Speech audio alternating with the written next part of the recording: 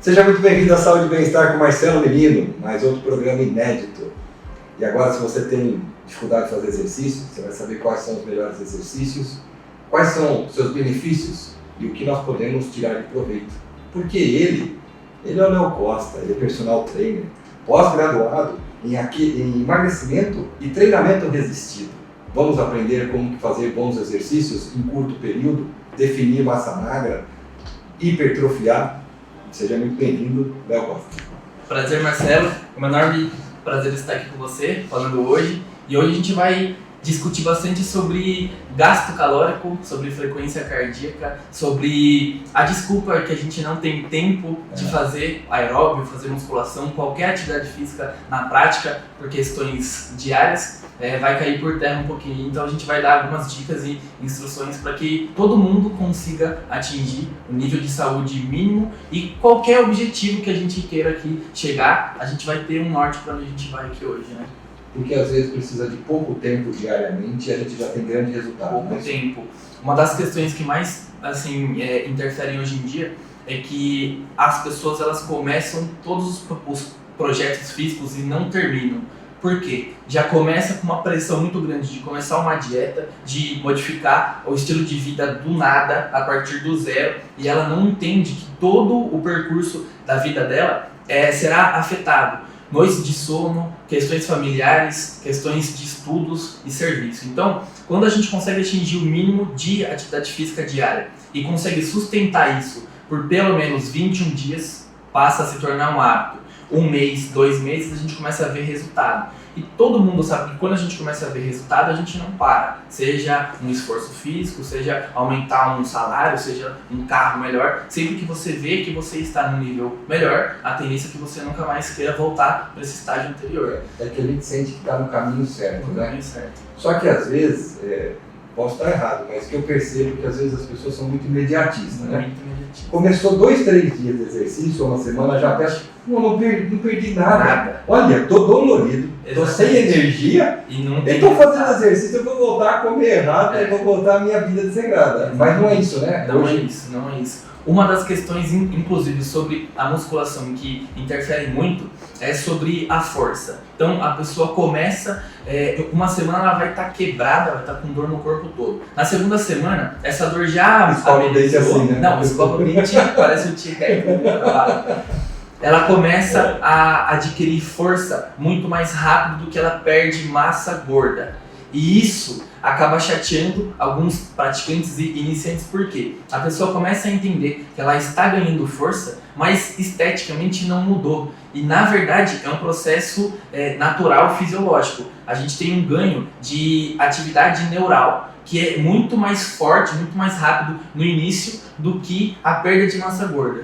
Então é um processo muito comum acontecer uma certa frustração, na verdade, aquela chateação, porque a pessoa começa a fazer a musculação de segunda, quarta e sexta, ela começa a desenvolver força, mas na verdade o corpo esteticamente não muda. E se ela der um período, alguns estudos comprovam de pelo menos 12 semanas, ela começa a ter um impacto na mudança corporal e física dela. Então isso é muito importante também passar, que todo começo ele vai ter uma evolução de força, de atividade neural, mas não necessariamente de perder massa gorda e nem de ganhar massa magra também. São processos que eles acabam se cruzando lá na frente, e lá na frente você começa com a constância dos dias a perder essa massa gorda. Então é importante ter a regularidade. Contando uma historinha rapidinho, né, que a gente vê a criança naquele gira-gira, né? Certo. O primeiro movimento do gira-gira, ele é difícil.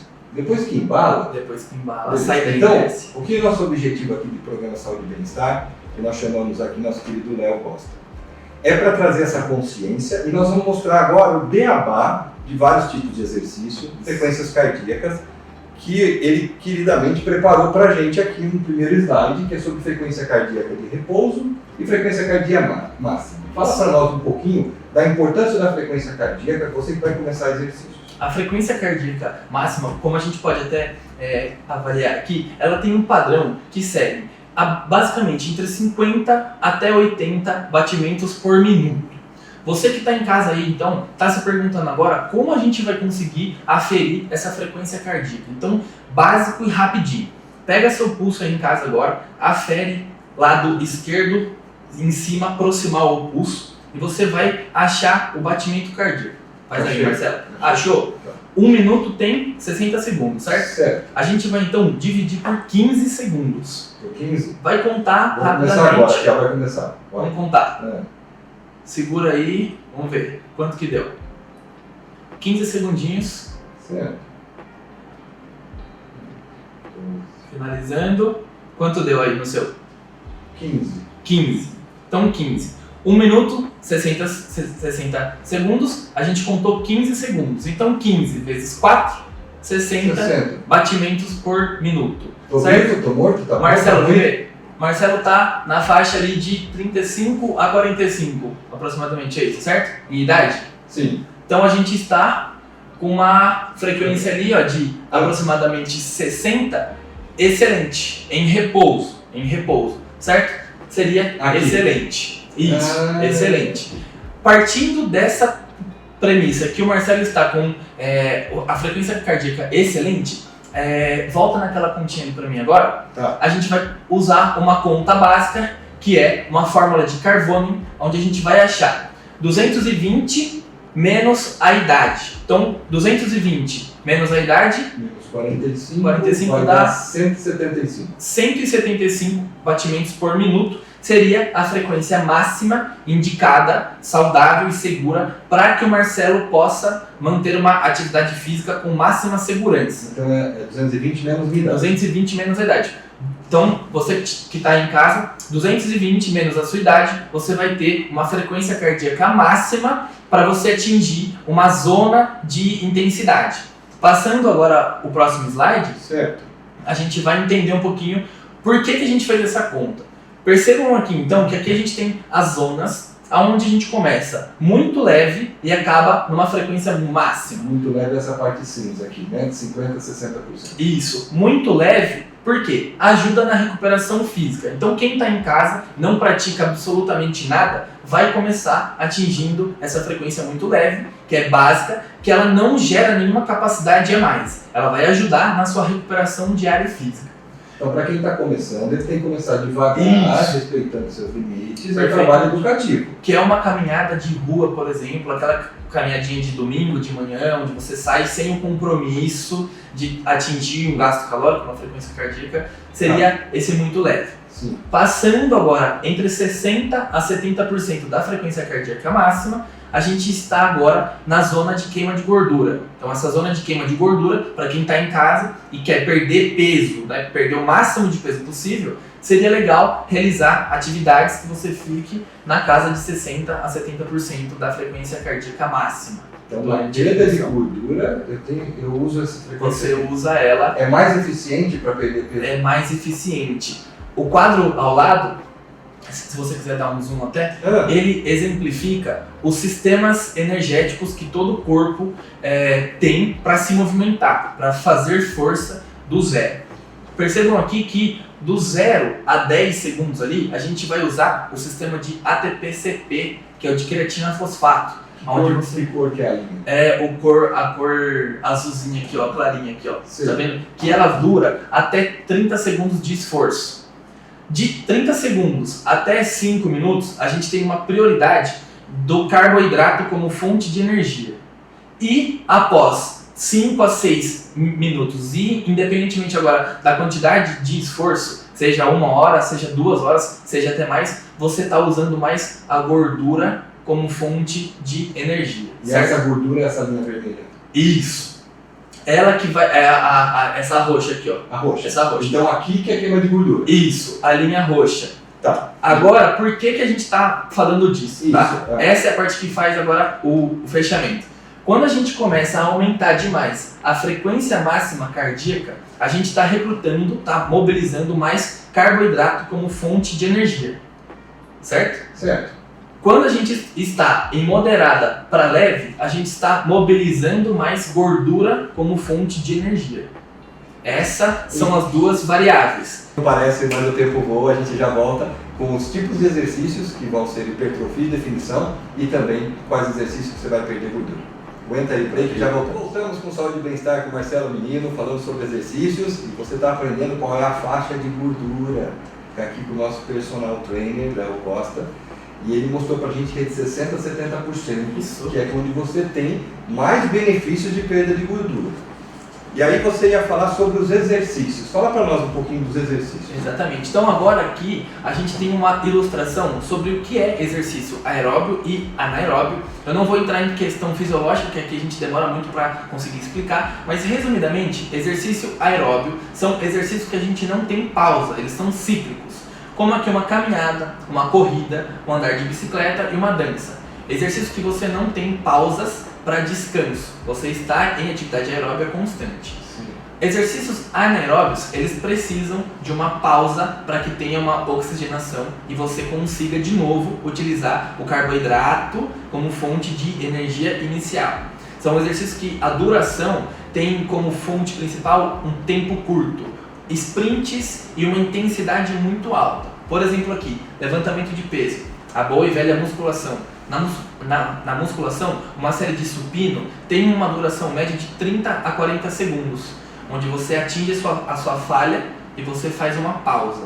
Essa pausa caracteriza um exercício anaeróbio. Eu tenho uma dúvida, antes de você terminar do aeróbio. O que vocês falam pra gente fazer até falhar? Eu não quero falhar. É uma questão boa essa aí. Não, vai até falhar. Essa é uma questão boa. Aí eu empurro, não, agora falha na caída. Porque tipo, eu tô subindo, não aguento, aí você ajuda.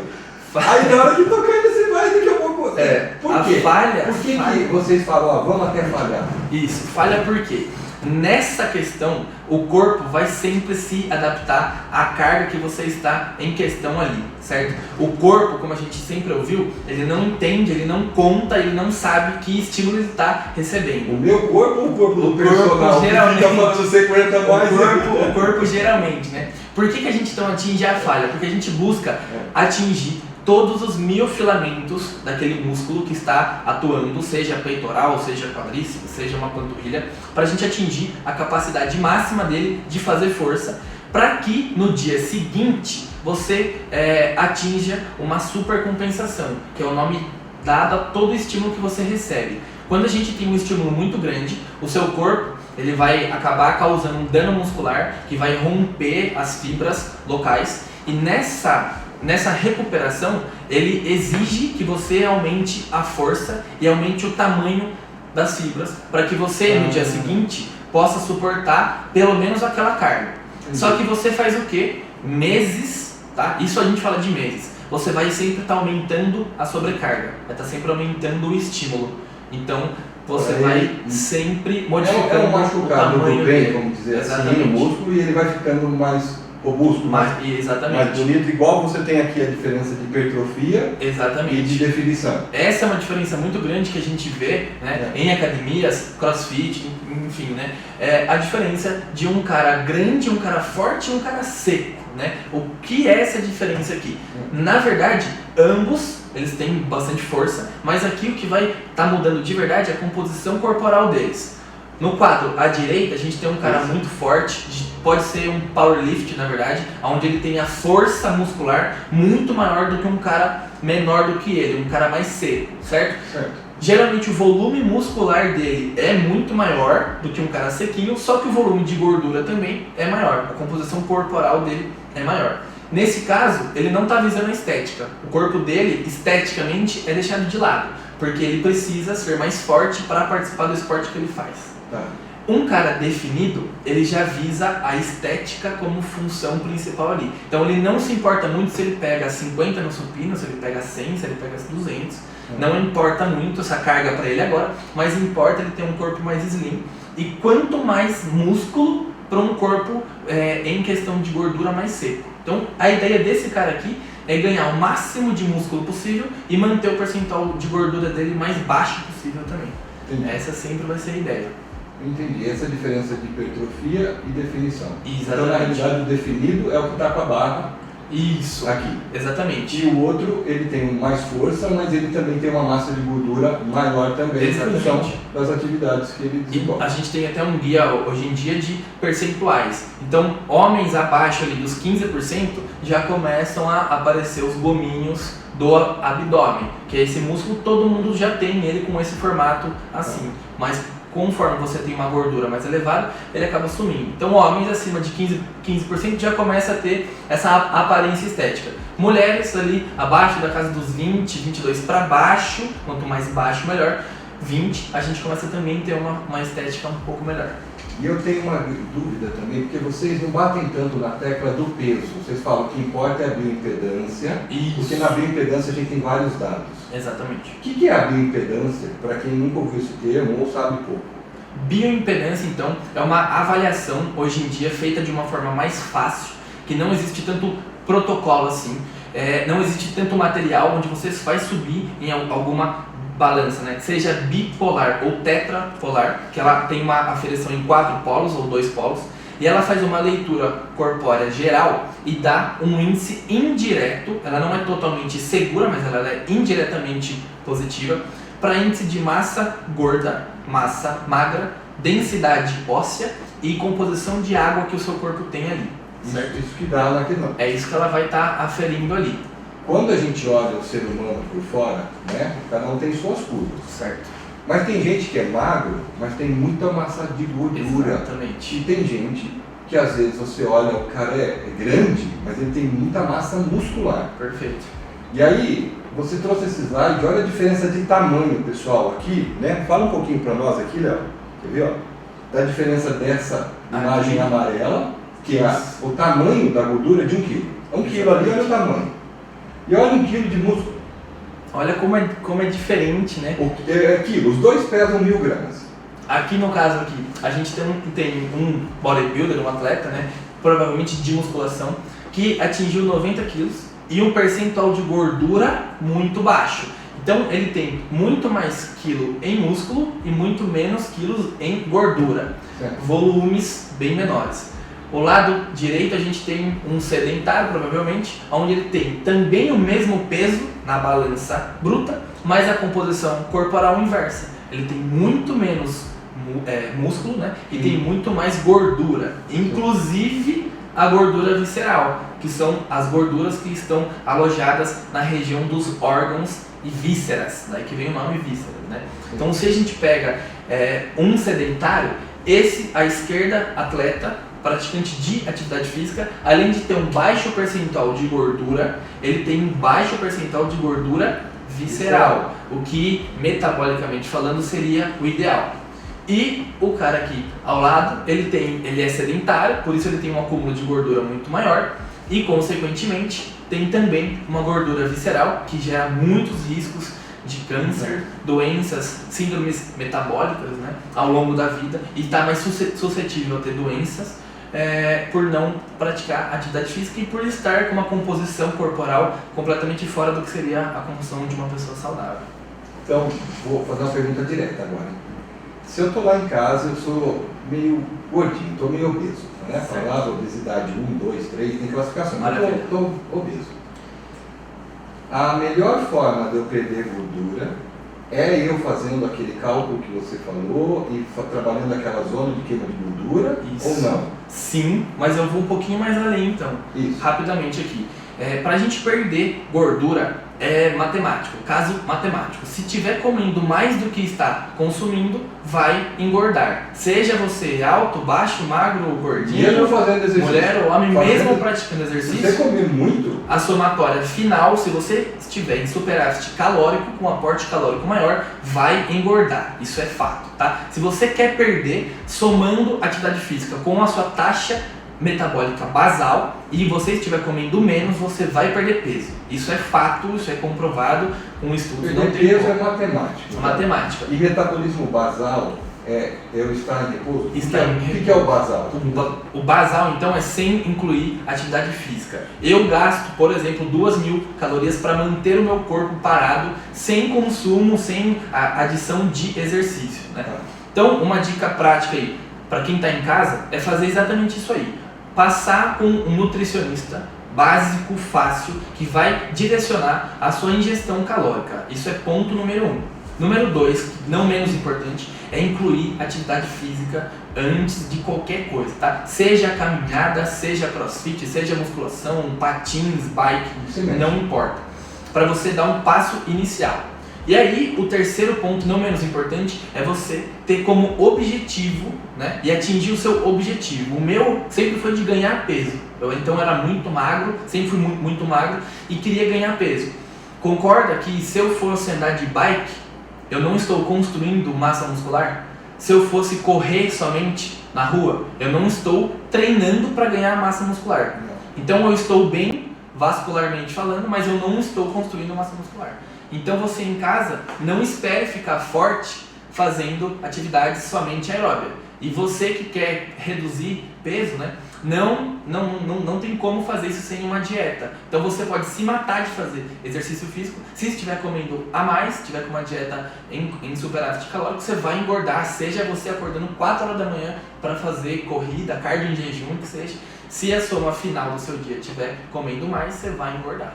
Meus queridos, se você estava em dúvida de fazer exercício, agora você sabe sua frequência, como medir, sabe quais são as zonas de gordura, de queima de gordura, a zona aeróbica, e também sabe que é importante comer menos, para senão não tem como. Eu quero agradecer você, Léo Costa. Obrigado pela presença, obrigado pelo bate-papo. Obrigado, eu, com certeza. Vocês também em casa, aí, se não começou o exercício, comecem, porque realmente em todas as nossas entrevistas nós temos lá. Faça um exercício, se alimente adequadamente e durma bem. 2024 então, já deveriam estar fazendo isso, não pode estar parado. Esse programa vai inspirar vocês a isso. Um beijo no coração de vocês e até a próxima Saúde e Bem-Estar. Programa Saúde e Bem-Estar. Um oferecimento Pontuale Decor. Móveis planejados em seu espaço viram um espetáculo. Estacionamento Central. Eleito o melhor estacionamento de Jundiaí região. Investimento financeiro? Fale com a Paula Loureiro. Laboratório Fleming, com ISO 9001 e Great Place to Work. Picanha da 9. Aqui sua picanha é nota 10. Restaurante Coco Bambu. Eleito o melhor restaurante do Brasil.